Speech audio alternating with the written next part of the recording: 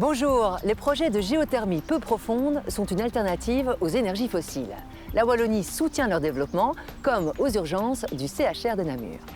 Ici, on a la chance d'être sur l'ancien lit de la Meuse et donc on va simplement prendre l'eau qui est dans les sous-sols à une dizaine de mètres de profondeur et en passant par un système de pompe à chaleur, on la rejette en Meuse. Et donc on prend au passage les frigories ou les calories qu'on a besoin pour chauffer ou refroidir le bâtiment tout simplement.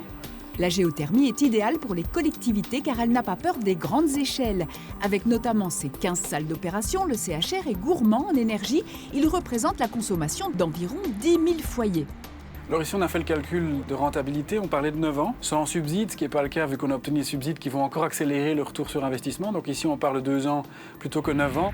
La géothermie peu profonde n'est pas encore très connue, mais a de beaux atouts à faire valoir. C'est une énergie totalement renouvelable puisque la géothermie va aller chercher de la chaleur qui est naturellement produite et en ce sens c'est une énergie qui est à exploiter puisqu'elle contribue à diminuer aussi ce qui est rejet de CO2. Les technologies innovantes demandent des investissements importants.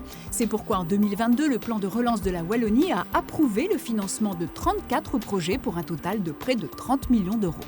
Nous avons sous nos pieds un trésor souterrain en chaleur renouvelable et la Wallonie est prête à l'exploiter pour chauffer et rafraîchir nos bâtiments. Et ça, c'est un tout bon plan.